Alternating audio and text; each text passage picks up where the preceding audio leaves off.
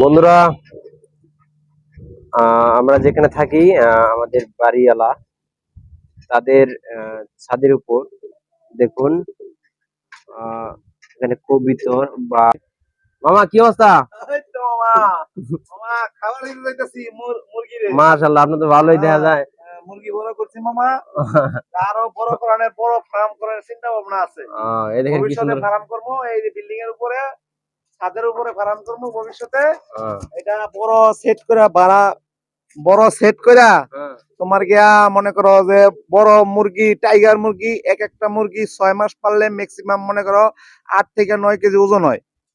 যা নিজে গো মাংস খাওয়ারও প্রয়োজন মিটান যায়, প্রয়োজন বোধে বিক্রিও করা যায়, তাতে অনেক নিজেরও একটা আনন্দ পাওয়া যাইতেছে।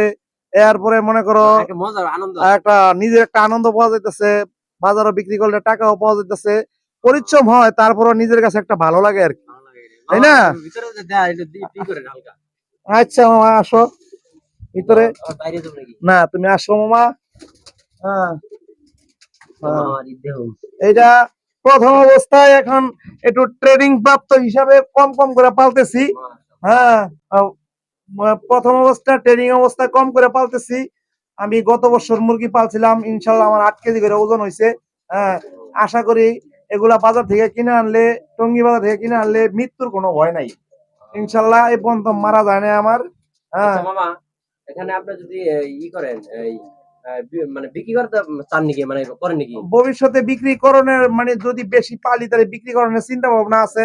হ্যাঁ, আর মনে করো দেখো আমার কবুতর, আমার ভবিষ্যতে ইচ্ছা আছে 100 জোড়া কবুতর করবো আমি। হ্যাঁ, এবং মুরগি করব ম্যাক্সিমাম 100 পিস মুরগি কমপক্ষে আমি পালবো।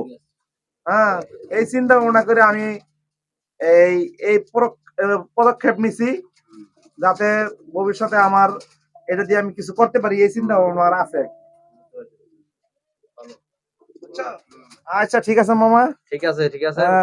আর যদি আপনারা কেউ যদি এরকম যাদের কবিতা নিতে চান আমাদের সাথে শেয়ার করতে পারেন, অবশ্যই আপনাদেরকে সেই জিনিসগুলো জানাবো। আর এখন আমি দেখাবো যে মামা, আমাদের বাড়িওয়ালা মামা এই ছাদের উপর আপনার এই গাছ লাগান, কি সুন্দর পরিবেশ, আমি সেটাও দেখাবো আপনাদেরকে। তো সঙ্গে থাকুন। তো বন্ধুরা, এই চলে আসলাম এই যে আমাদের বাড়ির মামা যেখানে তার ছাদের উপর গাছ লাগিয়েছেন, সেটা আপনাদের দেখাচ্ছি। দেখেন যে মামা পানি দিচ্ছেন, ওই যে আসতেছেন মামা। ও দারুন, দেখি কিরকম ঝড়ে বাদলে পড়ে গেছে শেষ মুহূর্তে, একটা আম আছে গাছে, অনেক বড় হয়, একদম শেষ মুহূর্তে পাকবে গাছের আমটা। আর এই যে সামনে আম গাছ দেখছেন, এটা ম্যাঙ্গো ব্যানানা আম গাছ। হ্যাঁ, ম্যাঙ্গো ব্যানানা। এটাতে 1 বিঘার উপরে আম হয়। প্রতিটা আমের মনে করেন ম্যাক্সিমাম 600 গ্রাম 700 গ্রাম ওজন হয়। হ্যাঁ, প্রচুর আম ধরে। এইটা হইলো আমরা হাড়িভাঙ্গা।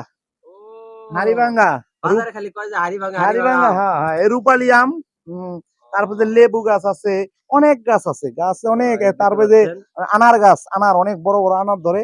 হ্যাঁ, প্রতি বছরই মনে করেন 30টা 40টা আনার ধরে, অনেক সুন্দর আনার, খাইতে অনেক মজা। হ্যাঁ, পেয়ারা ধরে ম্যাক্সিমাম হাফ কেজি ওজন, এক একটা পেয়ারা, এক একটা ওজন হাফ কেজি পেয়ারা।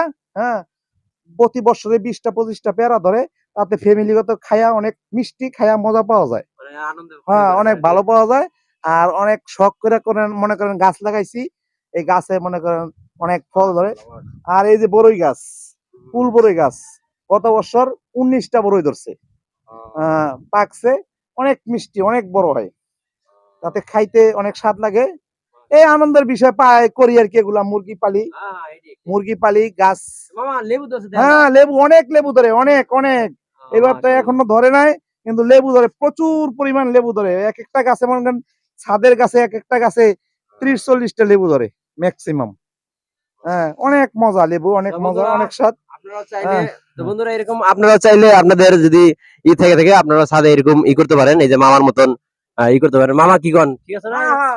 আপনাদের খুবই করা যায়, কোনো যত্ন করলে রত্ন মিলে, একটা কথা আছে না, ওই রকমই আর কি। সবকিছু যত্ন করলে মিলে, কোনো সমস্যা নাই ইনশাআল্লাহ। ভালো থাকেন। হ্যাঁ, খোদা হাফেজ। আল্লাহ হাফেজ।